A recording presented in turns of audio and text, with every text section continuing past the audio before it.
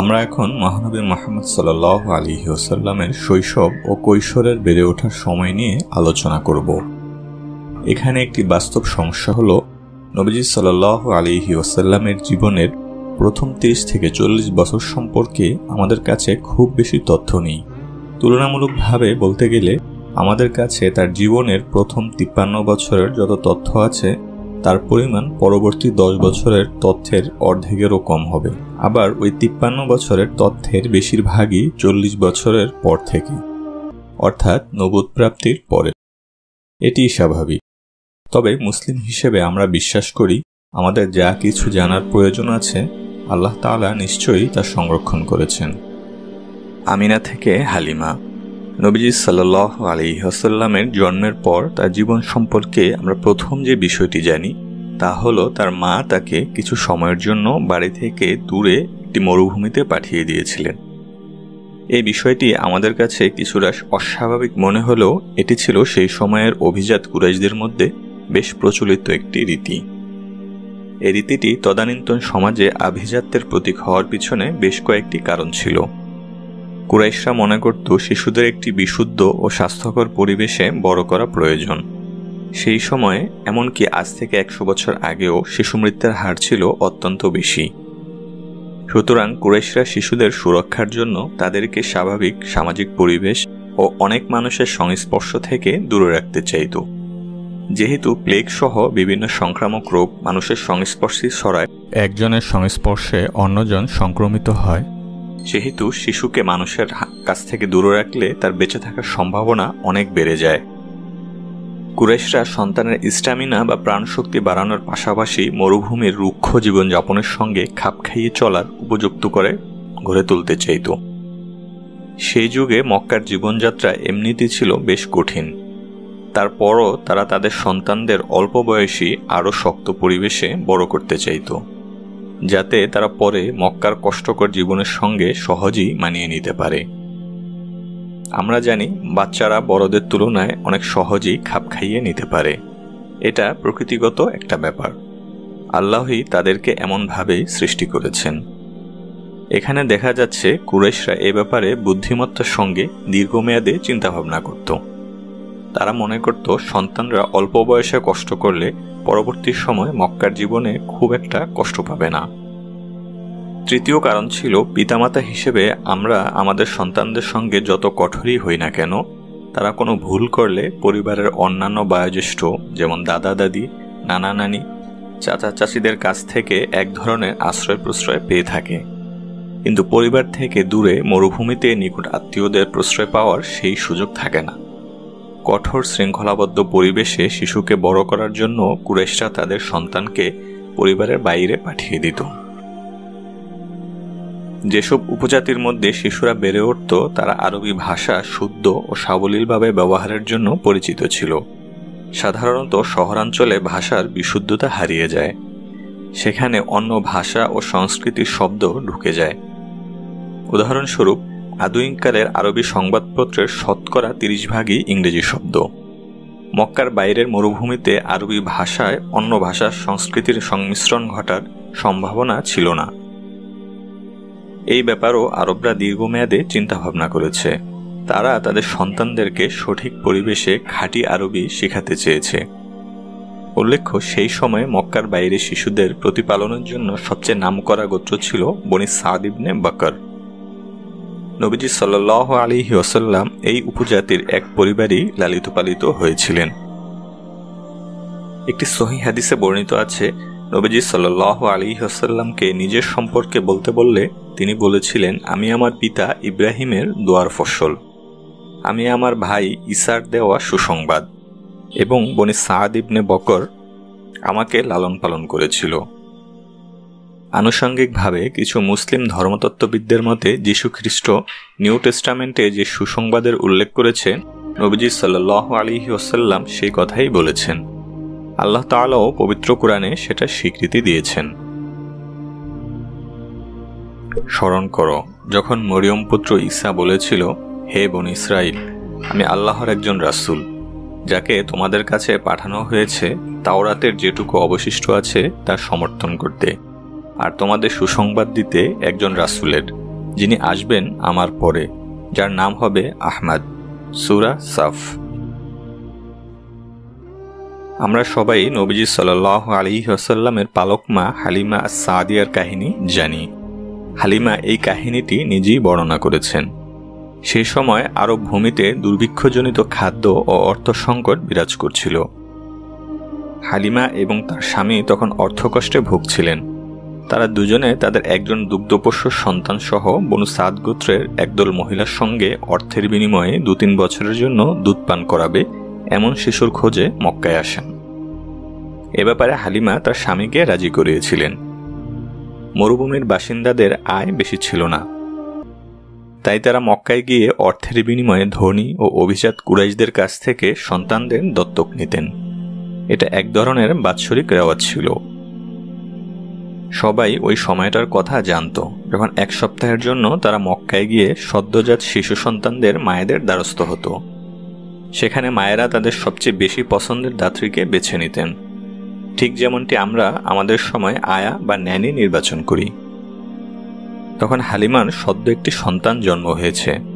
তাছাড়া তার সায়মা নামে 7-8 বছর বয়সী একটি কন্যা সন্তানও ছিল। তার নিজের একটি নবজাতক শিশু থাকায় তিনি সহজেই আরেকটি শিশুকে বুকের দুধ পান করাতে এবং যত্ন নিতে সক্ষম ছিলেন। হালিমা মক্কায় গিয়ে একটি এতিম শিশুর কথা শুনতে পেলেন, যাকে কোনো মহিলা নিতে চাচ্ছিল না। শিশুটি আব্দুল মুত্তালিবের নাতি হওয়া সত্ত্বেও পিতৃহীন বলে কেউ তাকে গ্রহণ করতে রাজি হয়নি। কারণ দুধ পান করানোর জন্য দুগ্ধপোষ্যের পিতার কাছ থেকে উত্তম বিনিময় লাভের প্রত্যাশা সবারই ছিল। কিন্তু এই শিশুটি পিতৃহীন হওয়ায় তার ক্ষেত্রে তেমন কোনো সম্ভাবনা নেই বলে মহিলাদের মনে হয়েছিল।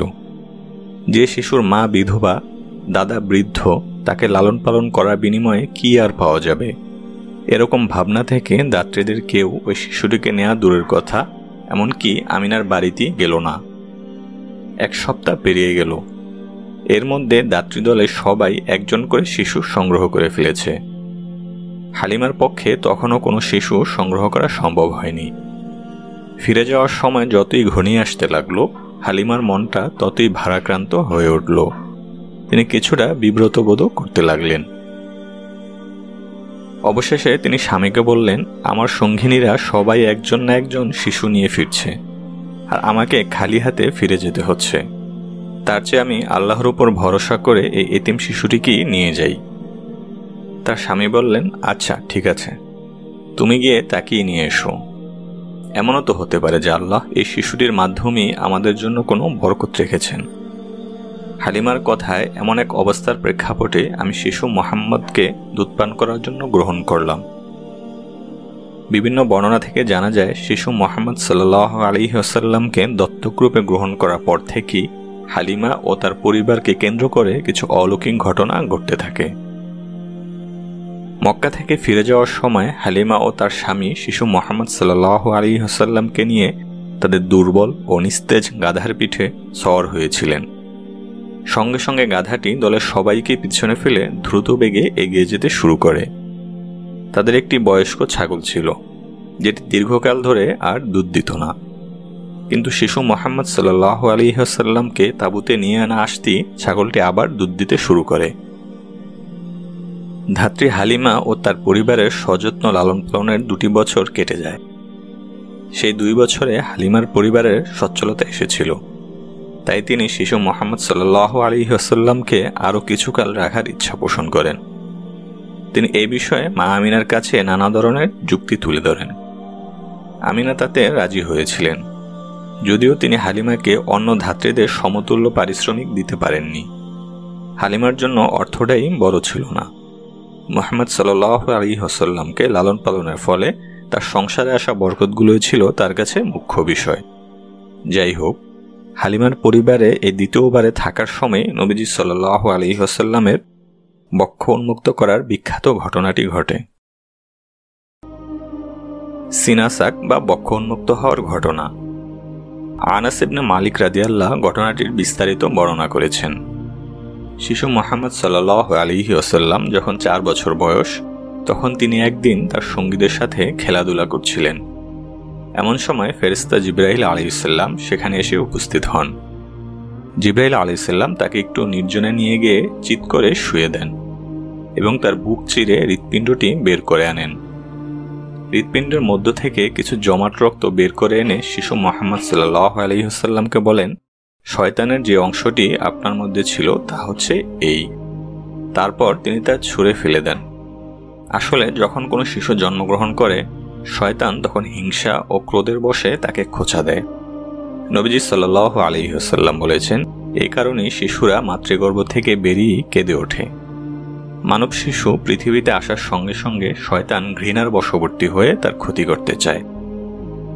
আল্লাহ মানুষকে খাঁটি ও নিষ্পাপ হিসেবে সৃষ্টি করেন, কিন্তু শয়তান একদম প্রথম মুহূর্ত থেকেই তাকে বিভ্রান্ত ও কলুষিত করার কাজে নেমে পড়ে। সম্ভবত এখান থেকে ওয়াসওয়াসা কথাটি এসেছে। তবে আমাদের মনে রাখতে হবে, শয়তান কখনো আমাদের নিয়ন্ত্রণ করতে পারে না বা জোর করে আমাদের দিয়ে কোনো কিছু করাতেও পারে না।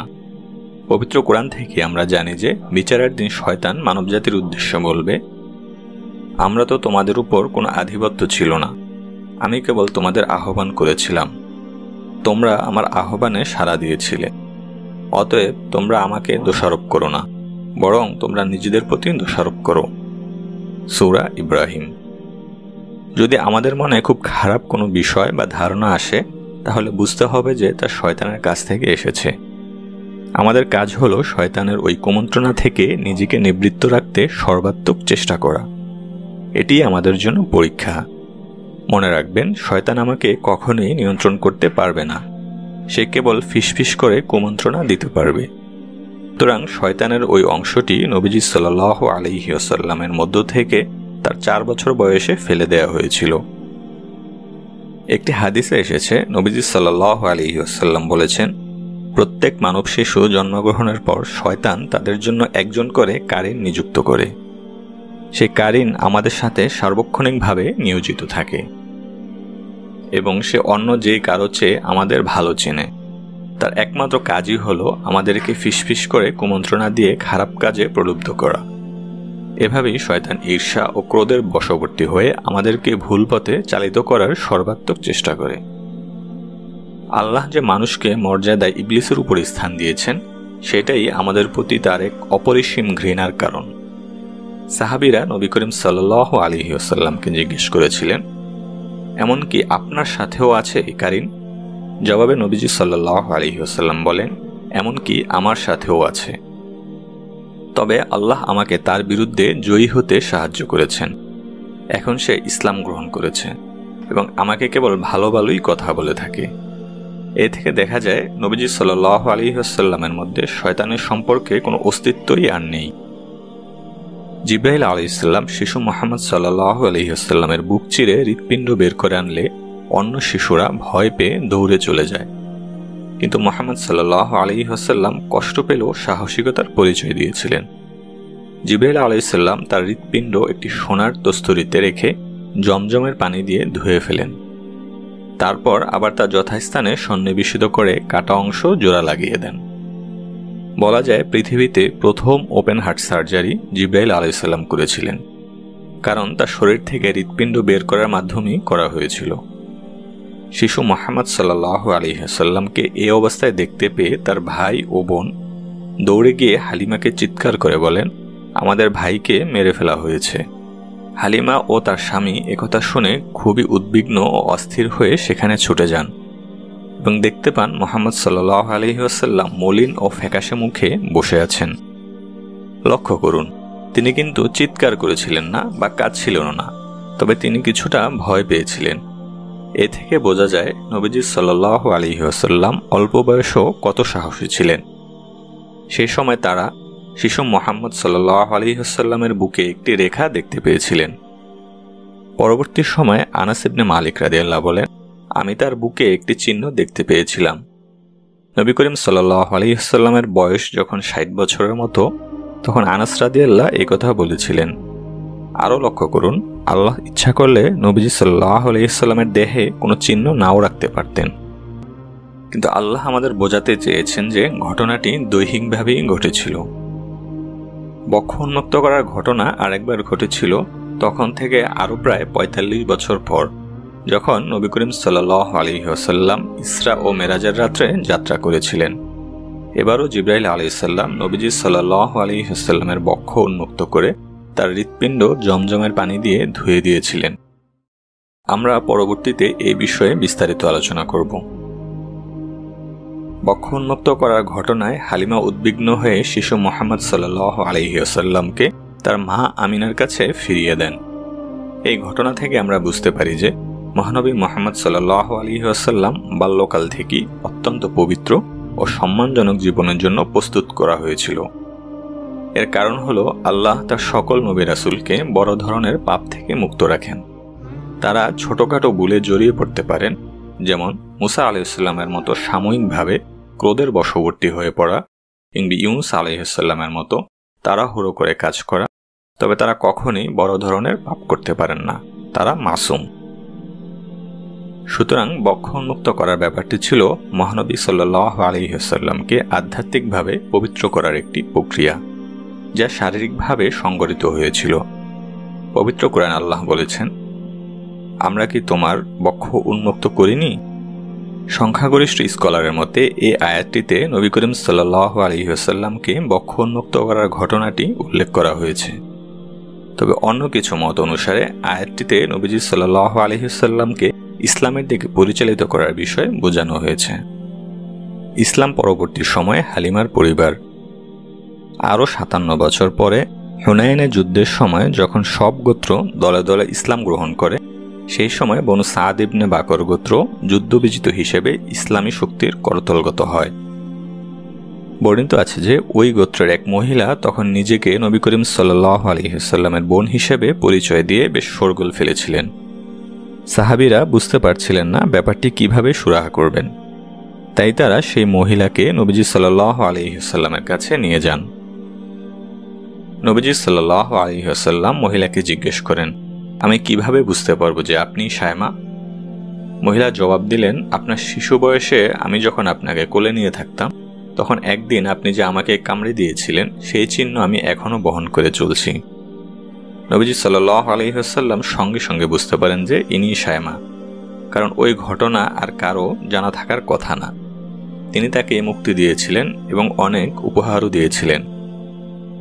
কিন্তু হালিমা ও তার স্বামী এই ঘটনার সময় উপস্থিত ছিলেন না। তবে যুদ্ধের পরে তারা একবার নবীজি সাল্লাল্লাহু আলাইহি ওয়াসাল্লামের সঙ্গে দেখা করতে গিয়েছিলেন। নবীজি সাল্লাল্লাহু আলাইহি ওয়াসাল্লাম হালিমাকে দেখে তাৎক্ষণিকভাবে চিনতে পেরেছিলেন। তিনি তাকে অভিবাদন জানাতে উঠে দাঁড়িয়েছিলেন এবং নিজের চাদরটি খুলে হালিমাকে বসার জন্য মাটিতে পেতে দিয়েছিলেন। কোনো কোনো জীবনী গ্রন্থে উল্লেখ আছে হালিমা ইসলাম গ্রহণ করেছিলেন এবং নবীজি সাল্লাল্লাহু আলাইহি ওয়াসাল্লাম তাকে অনেক উপহার দিয়েছিলেন।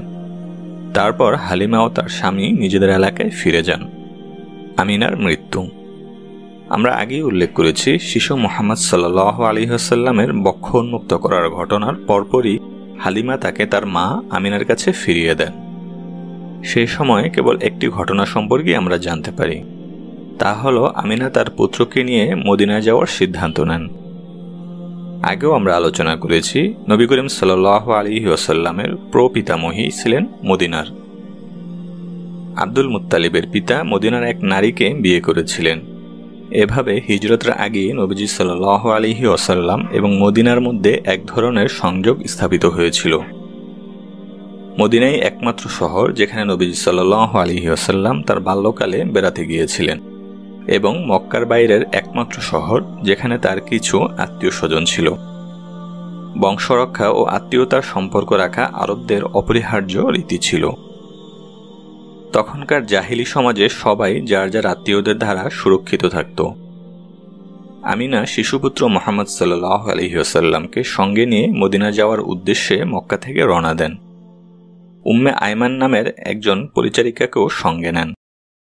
উম্মে আয়মান অনেক বছর বেঁচে ছিলেন। তিনি পরবর্তী সময়ে ইসলাম গ্রহণ করেন। মদিনা ভ্রমণের এই কাহিনীটি উম্মে আয়মানের কাছ থেকে পাওয়া। ঘটনাটির একমাত্র সাক্ষী ছিলেন তিনি। কেউ যদি উম্মে আয়মানের সঙ্গে বসে নবীজি সাল্লাল্লাহু আলাইহি ওয়াসাল্লামের শৈশবের সময়ের গল্পগুলো লিখে রাখত, তাহলে আমরা আরও অনেক ইতিহাস জানতে পারতাম। কিন্তু দুঃখের বিষয় তা ঘটেনি। আমিনা যখন মদিনা ভ্রমণ করেন তখন নবী করিম সাল্লাল্লাহু আলাইহি ওয়াসাল্লামের বয়স ছিল মাত্র 6 বছর। কয়েকটি সিরা গ্রন্থে উল্লেখ আছে নবীজি সাল্লাল্লাহু আলাইহি ওয়াসাল্লাম সেই ভ্রমণের 50 বছর পরে আবার মদিনায় এলে সেখানকার কিছু কিছু ভবন চিনতে পেরেছিলেন। আমিনা তার পুত্রকে নিয়ে সেখানে কয়েক মাস অবস্থান করেছিলেন। মক্কায় ফেরার পথে মদিনার অদূরে আবওয়া নামের ছোট একটি লোকালয়ে আমিনা অসুস্থ হয়ে পড়েন এবং সেখানেই মৃত্যুবরণ করেন। আবওয়ার লোকদের সাহায্যে উম্মে আয়মান আমিনাকে সেখানেই সমাধিস্থ করেন। আজও সেখানে আমিনার কবর রয়েছে। সহিহ মুসলিমে বর্ণিত আছে, একদিন নবী করিম সাল্লাল্লাহু আলাইহি ওয়াসাল্লাম শহরের বাইরে থেকে বাড়ি ফেরার পথে রাস্তা থেকে বেরিয়ে গাছগাছালির আড়ালে সরে যান। একজন সাহাবী ঘটনাটি এভাবে বর্ণনা করেছেন, নবীজি সাল্লাল্লাহু আলাইহি ওয়াসাল্লাম সেখানে একটি কবরের পাশে বসে কাঁদছিলেন। আমরা আগে তাকে কখনো এরকম করে কাঁদতে দেখিনি। কাঁদতে কাঁদতে তার দাড়ি ভিজে গিয়েছিল। জানা যায় তিনি জনসম্মুখে হাতে গোনা কয়েকবার মাত্র কেঁদেছেন। অনেক সাহাবী তাকে কখনোই কাঁদতে দেখেননি।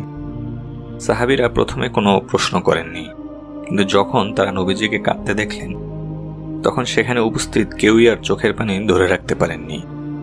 এতটাই ছিল তার প্রতি সাহাবীদের ভালোবাসার গভীরতা। নবীজি সাল্লাল্লাহু আলাইহি ওয়াসাল্লাম সাহাবীদেরকে বলেন, আমি আগে তোমাদেরকে কবর জিয়ারত করতে নিষেধ করেছিলাম। উল্লেখ্য যে ইসলামের প্রাথমিক পর্বে মৃতদেহ দাফন করা ছাড়া কবরস্থানে যাওয়ার অনুমতি ছিল না। তবে আমি আল্লাহকে জিজ্ঞেস করলাম আমি আমার মায়ের কবরে যেতে পারি কিনা। এখানে লক্ষণীয়, রাসূল হলেও তিনি আল্লাহর অনুমতি ছাড়া একটি পদক্ষেপও নিতেন না, এমনকি তার মায়ের কবর জিয়ারতও করেননি। আমি আল্লাহর কাছে আমার মায়ের কবরে যাওয়ার অনুমতি চেয়েছিলাম, তিনি আমাকে সে অনুমতি দিয়েছেন। সুতরাং এখন আমি তোমাদেরকে কবর জিয়ারত করার অনুমতি দিচ্ছি। সুতরাং এ থেকে আমরা দেখতে পাচ্ছি কবর জিয়ারত করার অনুমতির ব্যাপারটি নবীজি সাল্লাল্লাহু আলাইহি ওয়াসাল্লাম তার মায়ের কবর দেখতে চাওয়ার মধ্যে দিয়ে এসেছে। তিনি কবর জিয়ারত করতে বলেছিলেন কারণ এতে আমাদের মৃত্যুর কথা স্মরণ হয়। আব্দুল মুত্তালিবের অভিভাবকত্ব। নবীজির সাল্লাল্লাহু আলাইহি ওয়াসাল্লামের মা গর্ভবতী থাকা অবস্থায় তার পিতা আব্দুল্লাহ মারা যান, আর 6 বছর বয়সে তিনি মা আমিনাকে হারান। মায়ের মৃত্যুর পর বালক মুহাম্মদ সাল্লাল্লাহু আলাইহি ওয়াসাল্লামের অভিভাবকত্ব নেন তার পিতামহ কুরাইশ সর্দার আব্দুল মুত্তালিব। তখন তিনি 80 বছরের বৃদ্ধ এবং প্রায় অন্ধ। ইবনে ইসহাক ও ইবনে সাদের কাছ থেকে পাওয়া ছোট কয়েকটি ঘটনা ছাড়া আমরা মুহাম্মদ সাল্লাল্লাহু আলাইহি ওয়াসাল্লামের সঙ্গে আব্দুল মুত্তালিবের সম্পর্কের বিষয়ে আর তেমন কিছু জানতে পারিনি। ইবনে ইসহাক একজন তাবেঈনের বরাত দিয়ে বর্ণনা করেছেন, কাবা ঘরের ছায়ায় আব্দুল মুত্তালিবের জন্য বিশেষ একটি আসন বিছানো থাকত। আব্দুল মুত্তালিব সে আসনে বসতেন, তার সন্তানেরা বসতেন তার পাশের জায়গায়। পিতার সম্মানার্থে তার কোনো সন্তানই ওই বিশেষ আসনে বসতেন না। একবার শিশু মুহাম্মদ সাল্লাল্লাহু আলাইহি ওয়াসাল্লাম দৌড়ে গিয়ে আব্দুল মুত্তালিবের পাশে বসে পড়েছিলেন। তখন তার চাচারা তাকে সেখান থেকে নামিয়ে আনতে উদ্যত হলে আব্দুল মুত্তালিব তাদের থামিয়ে দেন এবং বলেন, ওকে তোমরা এই আসন থেকে নামানোর চেষ্টা করো না, ওকে ছেড়ে দাও। ইবনে সাদ উল্লেখ করেছেন, একবার মুহাম্মদ সাল্লাল্লাহু আলাইহি ওয়াসাল্লামের চাচারা তাকে কয়েকটি হারানো উট খুঁজে বের করার কাজে লাগিয়েছিলেন। চাচারা জানতেন যে তাদের 7-8 বছর বয়সী ভাতিজা যে কাজে হাত দেয় তাতেই সফল হয়, কোনো কিছুতেই ব্যর্থ হয় না। তাই তারা উটগুলো খুঁজে বের করার জন্য বালক মুহাম্মদ সাল্লাল্লাহু আলাইহি ওয়াসাল্লামের সাহায্য নেওয়ার সিদ্ধান্ত নেয়। আব্দুল মুত্তালিব এই ঘটনা জানতে পেরে চাচাদের উপর ভীষণ রেগে গিয়েছিলেন। মুহাম্মদ সাল্লাল্লাহু আলাইহি ওয়াসাল্লাম ফিরে আসার সঙ্গে সঙ্গে তিনি তাকে জড়িয়ে ধরে বলেন, এখন থেকে আমি তোমাকে কখনোই আমার দৃষ্টির বাইরে রাখব না। এ থেকে বোঝা যায় তিনি নাতিকে বিশেষভাবে ভালোবাসতেন ও তার বিশেষ যত্ন নিতেন। দাদা আব্দুল মুত্তালিব ইন্তেকাল করলে মুহাম্মদ সাল্লাল্লাহু আলাইহি ওয়াসাল্লাম 8 বছর বয়সে তৃতীয়বারের মতো এতিম হয়ে পড়েন। ইবনে সাদের একটি বর্ণনা অনুসারে এক সাহাবী জিজ্ঞেস করেছিলেন, হে আল্লাহর রাসূল, আপনার কি আব্দুল মুত্তালিবের কথা মনে আছে? আব্দুল মুত্তালিব সেই সময়ে আরবদের মধ্যে কিংবদন্তি তুল্য ব্যক্তি ছিলেন, তাই সাহাবীদের এই বিষয়ে কৌতূহল ছিল। তাদের এই প্রশ্নের উত্তরে নবীজি সাল্লাল্লাহু আলাইহি ওয়াসাল্লাম বলেছেন, হ্যাঁ, তার কথা আমার মনে আছে। তিনি মারা যাওয়ার সময় আমার বয়স ছিল 8 বছর। তবে এই হাদিসটি কিছুটা দুর্বল। আব্দুল মুত্তালিব মৃত্যুশয্যায় নাতি মুহাম্মদ সাল্লাল্লাহু আলাইহি ওয়াসাল্লামের রক্ষণাবেক্ষণের দায়িত্ব অর্পণ করেছিলেন পুত্র আবু তালিবের উপর, কারণ আবু তালিব ছিলেন মুহাম্মদ সাল্লাল্লাহু আলাইহি ওয়াসাল্লামের পিতা আব্দুল্লাহর আপন ভাই। আবু তালিব দীর্ঘদিন বেঁচে ছিলেন। নবীজি সাল্লাল্লাহু আলাইহি ওয়াসাল্লামের বয়স যখন 50 বছর, তখন তিনি মারা যান।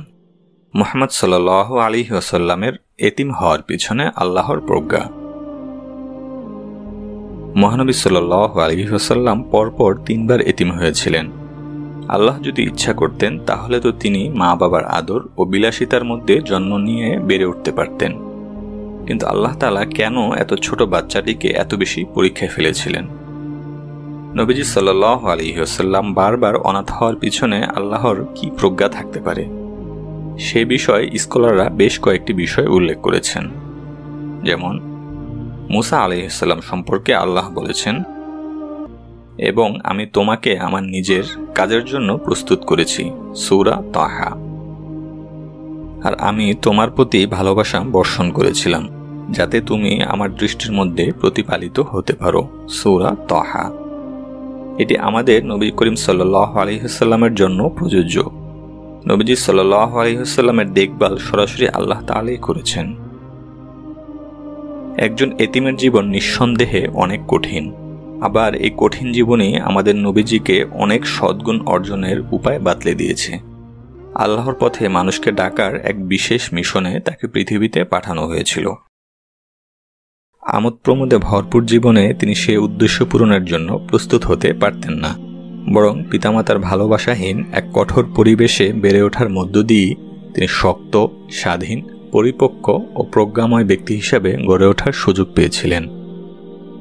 এই বিষয়টি আমরা আমাদের আশেপাশেও লক্ষ্য করি। আমরা জানি যে বিলাসবহুল পরিবেশে জন্ম নেওয়া শিশুদের তুলনায় কঠিন পরিস্থিতিতে জন্ম নেওয়া একটি শিশু অনেক বেশি পরিপক্ক হয়। এটাই বাস্তবতা। এই ধারণার সপক্ষে উন্নত দেশগুলোতে জন্ম নেওয়া শিশুদের সঙ্গে উন্নয়নশীল দেশগুলোতে জন্ম নেওয়া শিশুদের তুলনা করা যায়। বলা যায় এই কঠিন বাস্তবতাই মহানবী সাল্লাল্লাহু আলাইহি ওয়াসাল্লামকে তার মিশন বাস্তবায়ন করার জন্য উপযোগী করে গড়ে তুলেছিল। দারিদ্র ও আশেপাশের মানুষের নির্মম আচরণ, কষ্টকর জীবনযাপন ইত্যাদি একজন ব্যক্তিকে অনেক বেশি সংবেদনশীল, সহানুভূতিশীল ও করুণাময় করে গড়ে তোলে। এ কারণেই এতিমদের দেখভাল করা ও যত্ন নেওয়াকে উৎসাহিত করে অনেক হাদিস রয়েছে।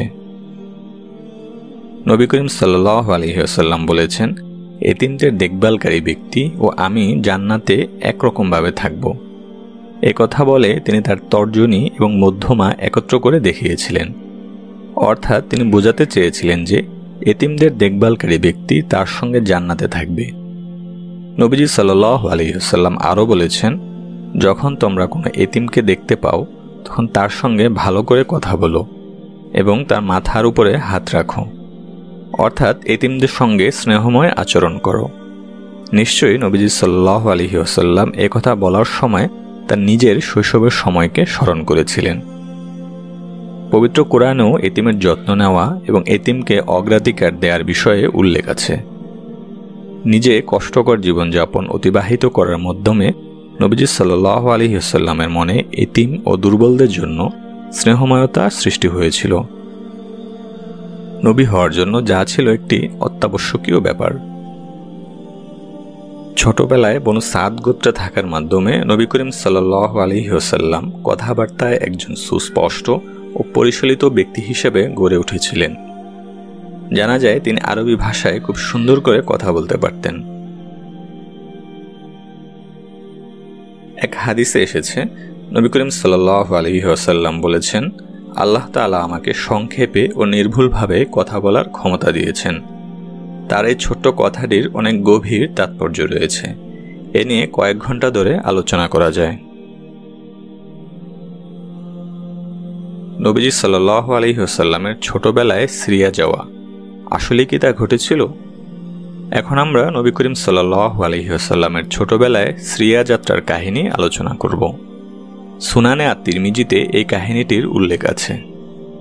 এখানে একটি বিষয় লক্ষ্য রাখতে হবে, আমরা নবীজি সাল্লাল্লাহু আলাইহি ওয়াসাল্লামের জীবনের যেসব কাহিনী জানতে পারি তার বেশিরভাগই সিরা গ্রন্থগুলো থেকে এসেছে, হাদিস গ্রন্থগুলো থেকে নয়। এই সিরা গ্রন্থগুলো যেমন ইবনে ইসহাক, ইবনে সাদ ইত্যাদি।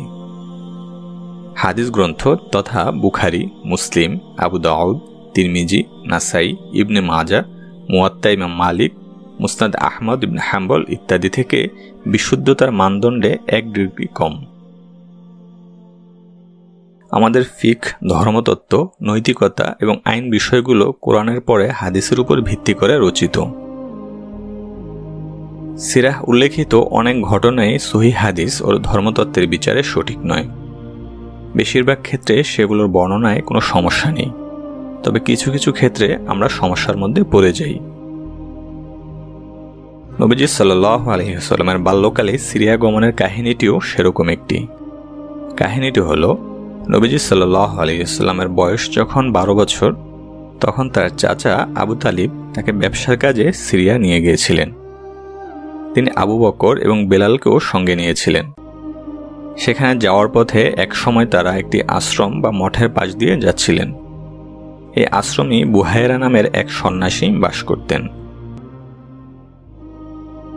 যিনি কখনই দিনের বেলায় বাইরে বের হয়ে কারো সঙ্গে দেখা করতেন না।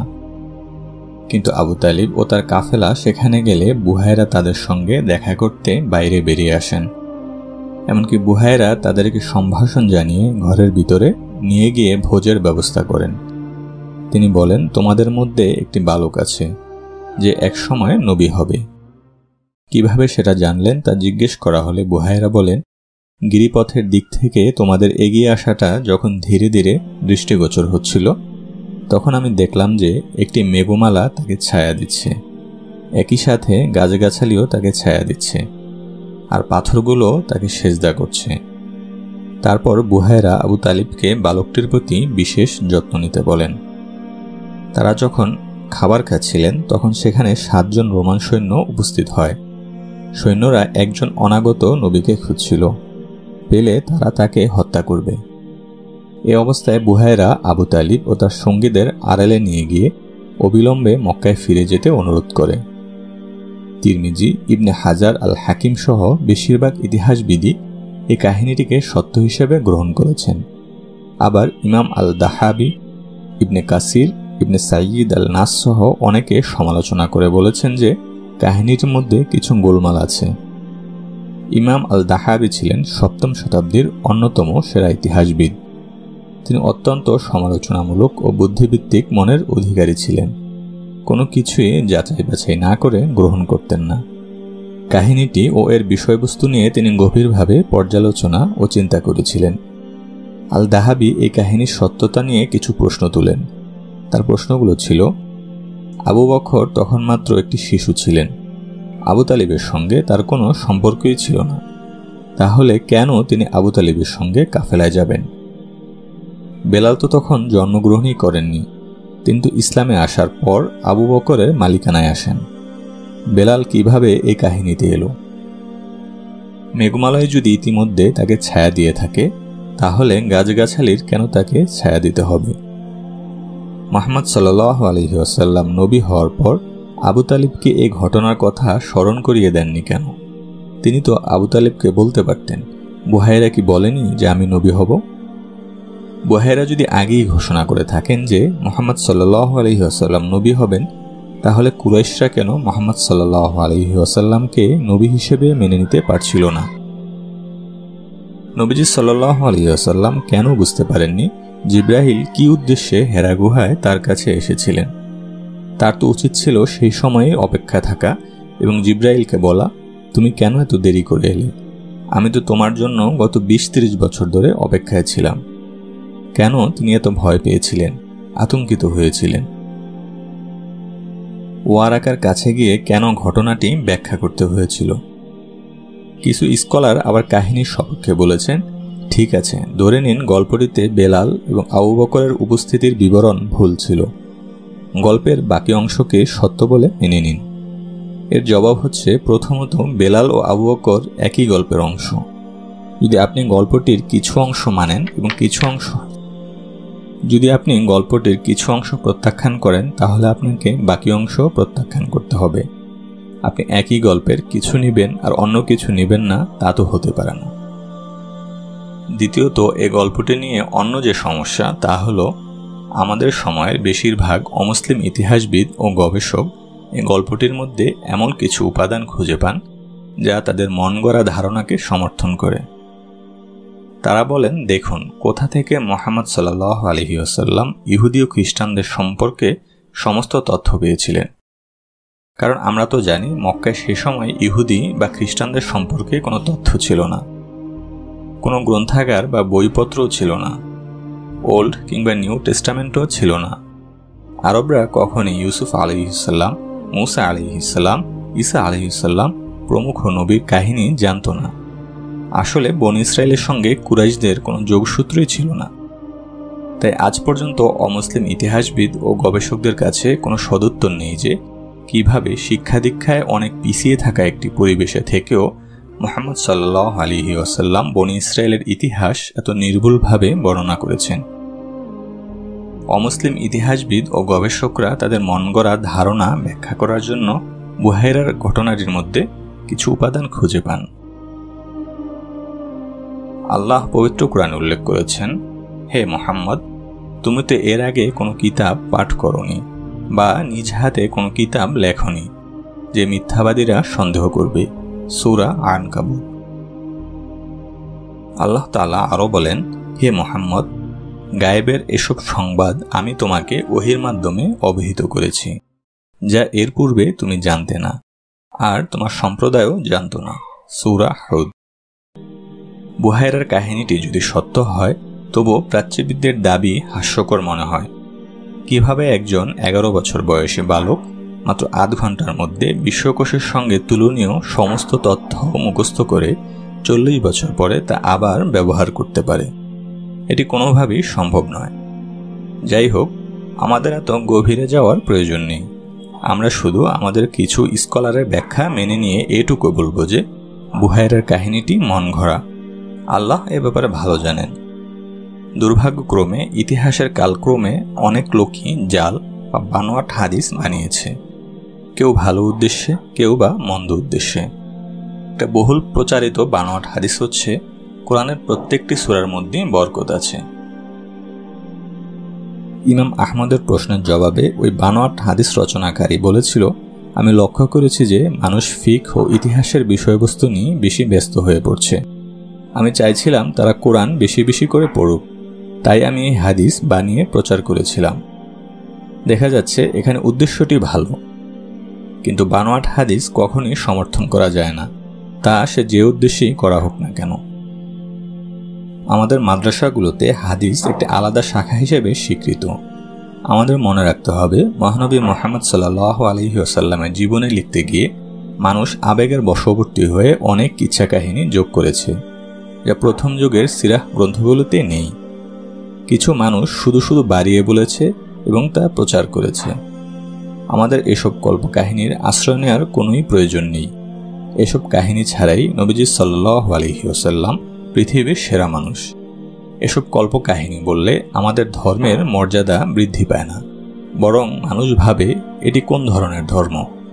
আমাদের যা কিছু জানা প্রয়োজন আল্লাহ তাআলা তা আমাদের জানিয়ে দিয়েছেন।